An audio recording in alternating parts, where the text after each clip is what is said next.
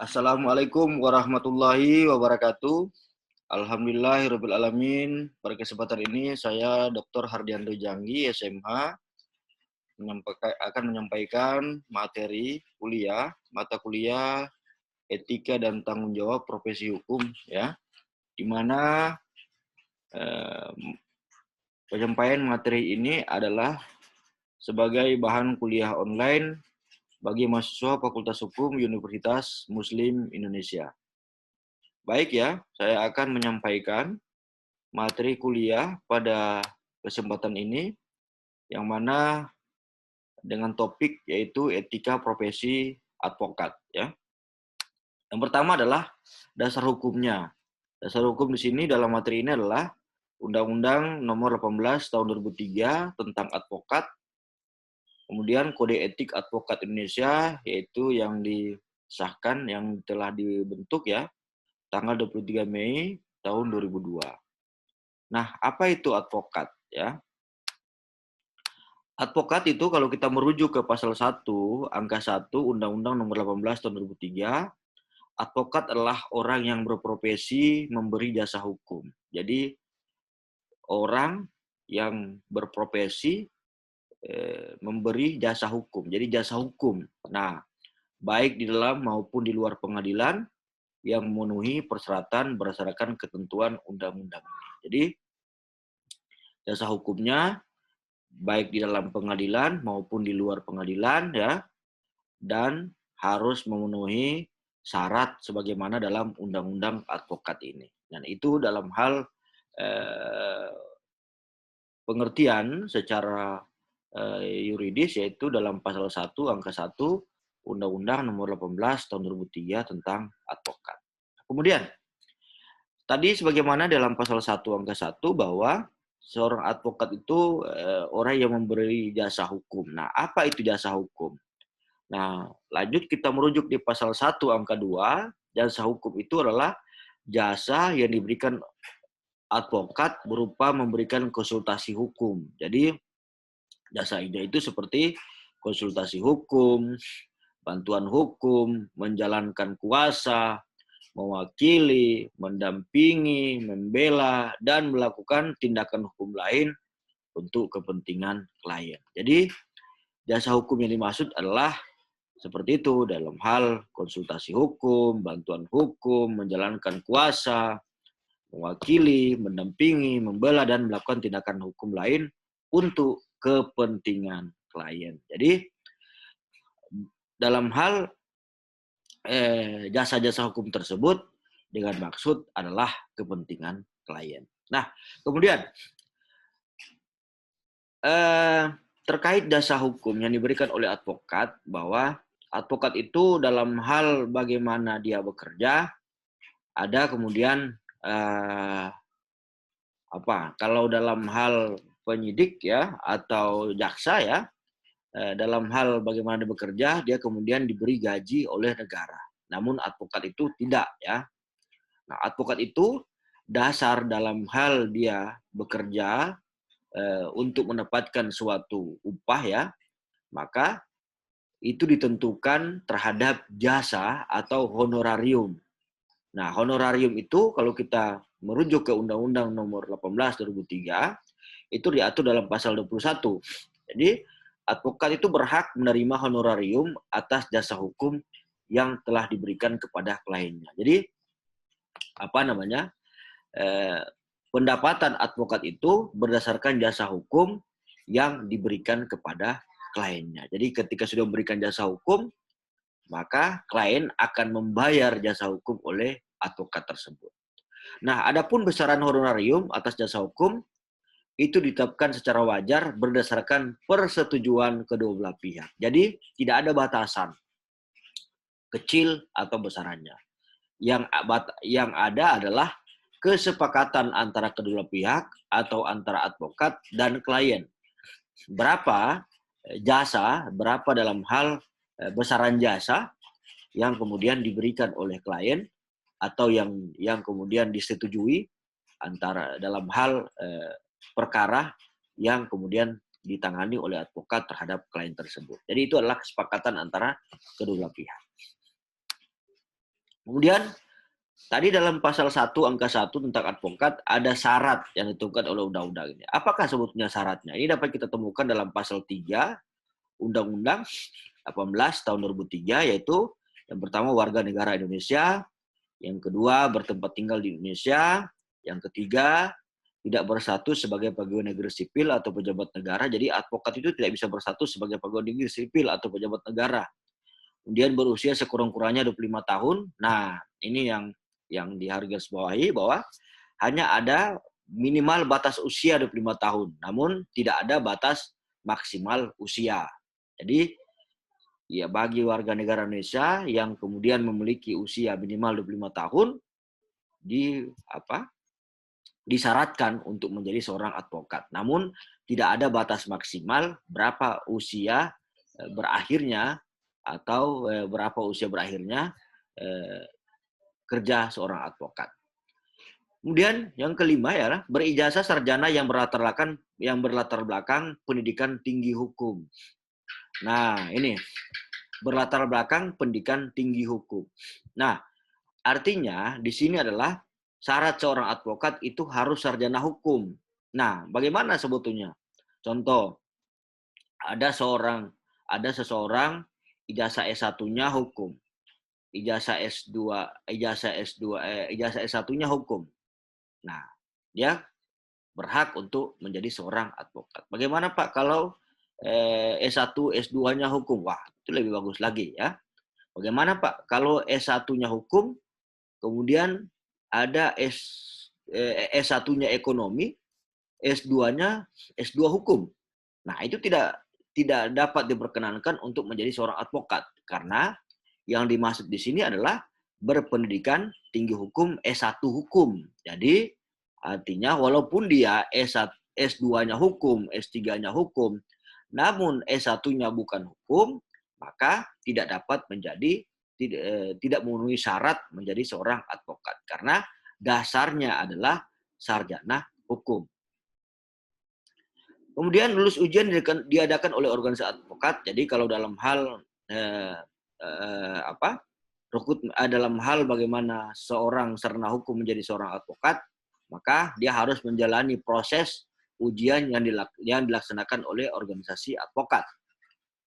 Kemudian magang sekurang-kurangnya 2 tahun terus-menerus pada kantor advokat. Jadi ini syarat magang ya, syarat magang seorang yang akan menjadi seorang advokat, maka dia harus magang terlebih dahulu di kantor advokat. Ini tidak pernah dipidana karena melakukan tindak pidana kejahatan yang diancam dengan pidana 5 tahun, berperilaku baik, jujur, bertanggung jawab, adil dan mempunyai integritas yang tinggi. Jadi A, B, C ya sampai H ini adalah hal yang dapat diukur secara nyata. Namun yang poin I, berperilaku jujur, berperilaku baik, jujur, bertanggung jawab, adil, dan punya integritas tinggi. Ini saya kira nanti pada saat mungkin dalam hal ujian itu dapat ditentukan oleh organisasi advokat dalam hal bagaimana menentukan apakah seseorang itu layak menjadi seorang advokat atau tidak.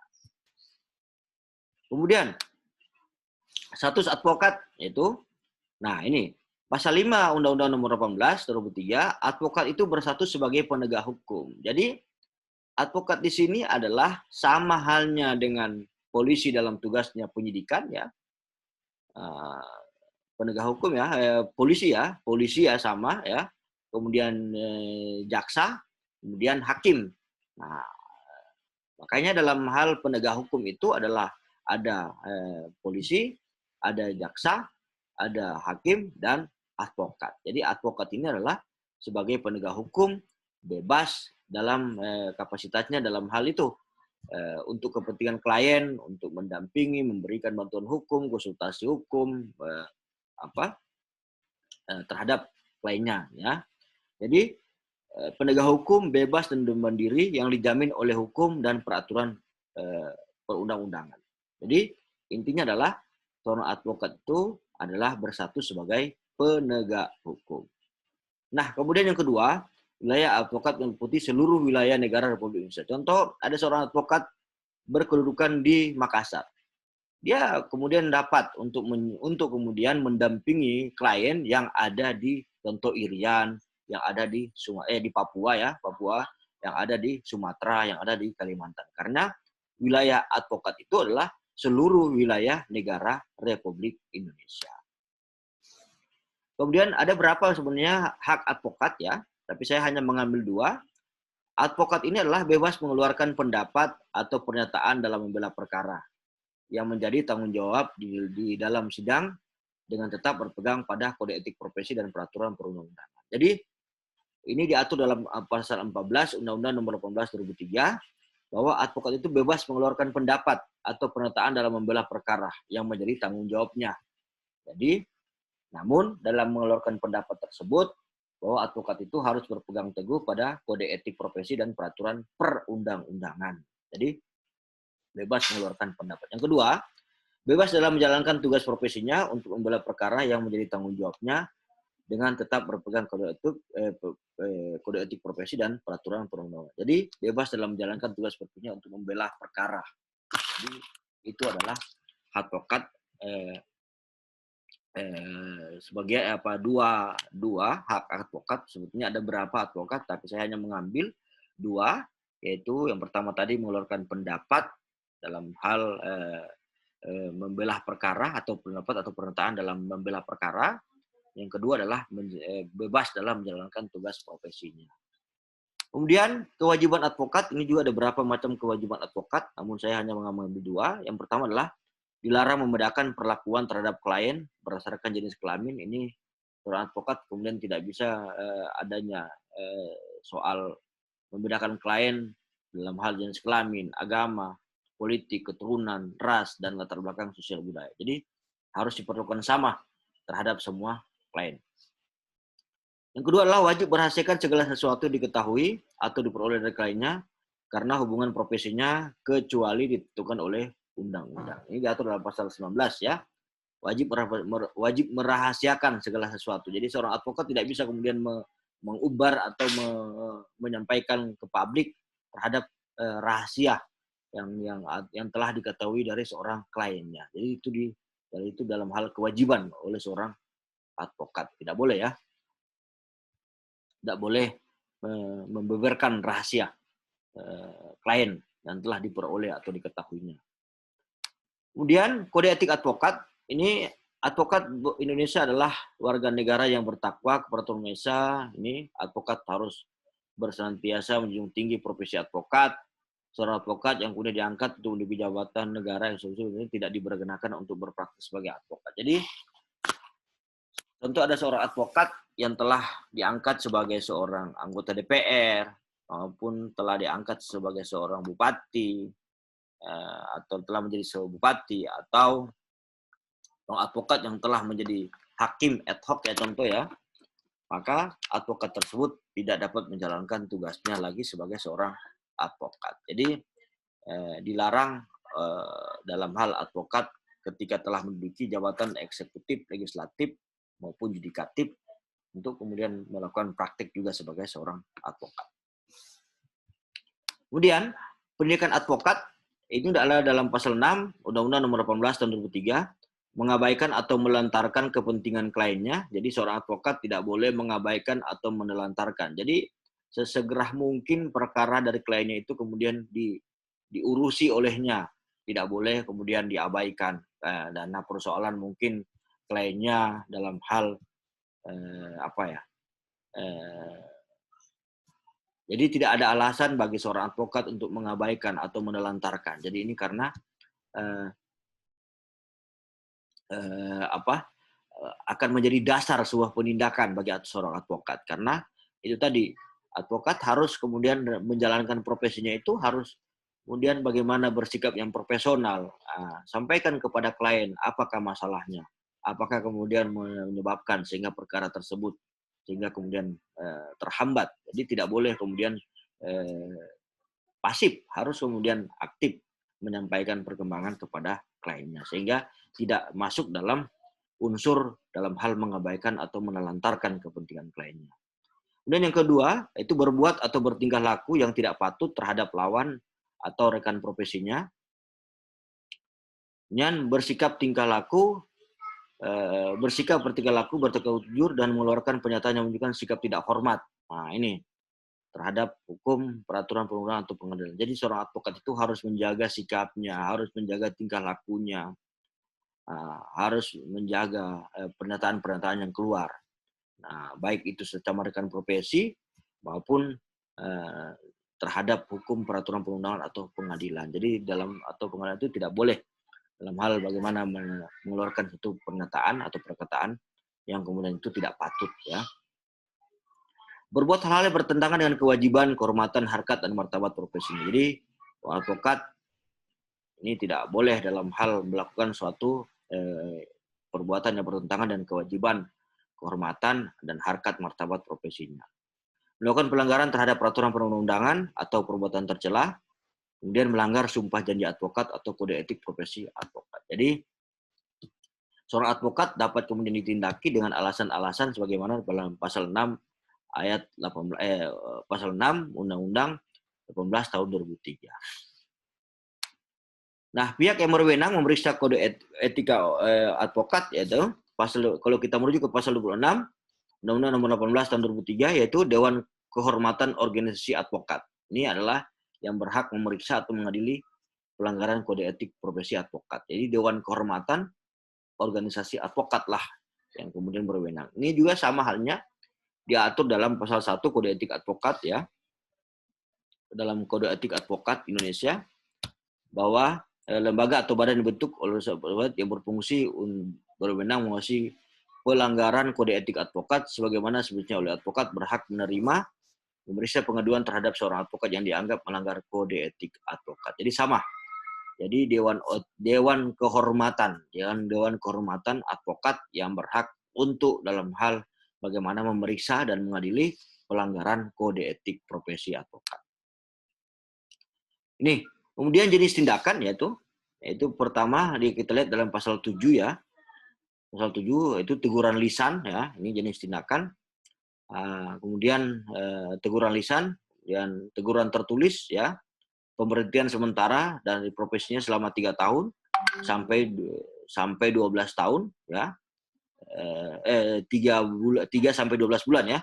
3 sampai 12 bulan pemberhentian sementara, kemudian pemberhentian tetap dari profesinya. Jadi ada 4 macam tindakan, ya, oleh seorang advokat, ya, oleh advokat.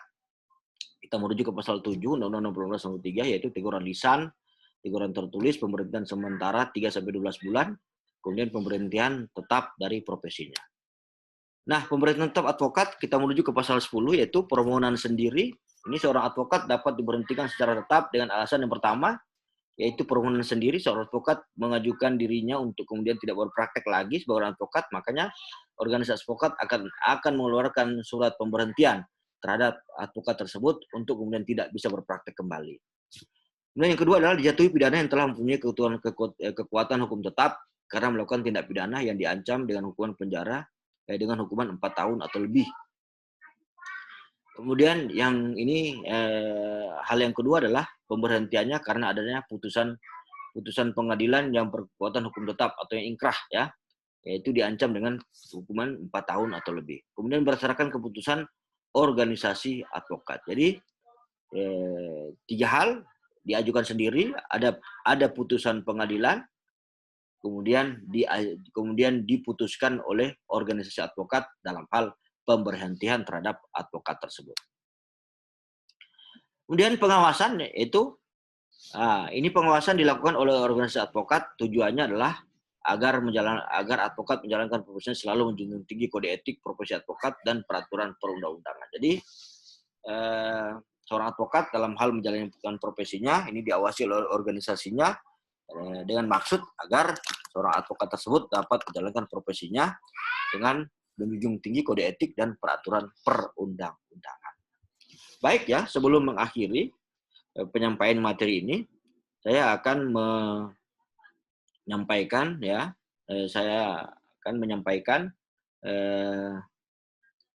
tindak lanjut mahasiswa dari materi ini, ya, Yang pertama adalah silakan kalian sampaikan. Yang pertama, silakan kalian sampaikan lagi, silakan kalian cari hak dan kewajiban advokat yang tidak terdapat pada materi ini.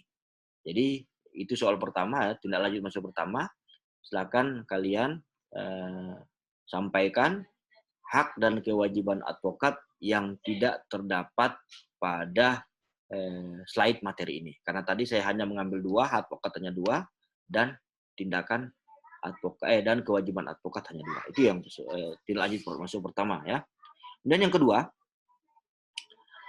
pada menit berapa saya menjelaskan tentang syarat-syarat menjadi advokat ya, syarat-syarat menjadi advokat, dan sebutkan syarat-syarat tersebut Nah, kemudian soal yang ketiga adalah apakah yang kalian pahami dengan kemudian yang ketiga adalah sebutkan jenis-jenis tindakan advokat. Sebutkan 3 macam jenis-jenis tindakan advokat. Nah, kemudian yang keempat adalah yang terakhir silakan kalian cari satu pemberitaan, baik itu melalui media elektronik ataupun media cetak, terhadap kasus seorang advokat yang diberhentikan, atau cari pemberitaan terhadap kasus seorang advokat ya, kasus seorang advokat, baik itu dalam hal tindakannya yang diberhentikan ataupun yang pokoknya pemberitaan yang berkaitan dengan seorang advokat yang melanggar kode etik dan melanggar peraturan perundang-undangan. Itu ya. Jadi tadi soal yang pertama adalah silakan kalian sampaikan hak dan kewajiban advokat yang belum disampaikan pada materi. Kemudian yang kedua adalah pada menit berapa saya menjelaskan tentang syarat menjadi advokat dan sebutkan syarat-syarat tersebut. Yang ketiga adalah sebutkan jenis-jenis tindakan dalam tindakan terhadap advokat. Yang keempat adalah silakan cari pemberitaan tentang advokat yang kemudian dalam hal adanya dugaan pelanggaran terhadap kode etik profesi advokat ataupun melanggar peraturan perundang-undangan. Jadi silakan cari di pemberitaan media online maupun media cetak. Jadi kalau kalian dapat beritanya, itu yang kemudian kalian sampaikan pada jawaban tidak lanjut mahasiswa. Baik, saya kira itu materi kuliah dari saya pada kesempatan ini. Saya akhiri. Wabillahi taufiq wal hidayah. Wassalamualaikum warahmatullahi wabarakatuh.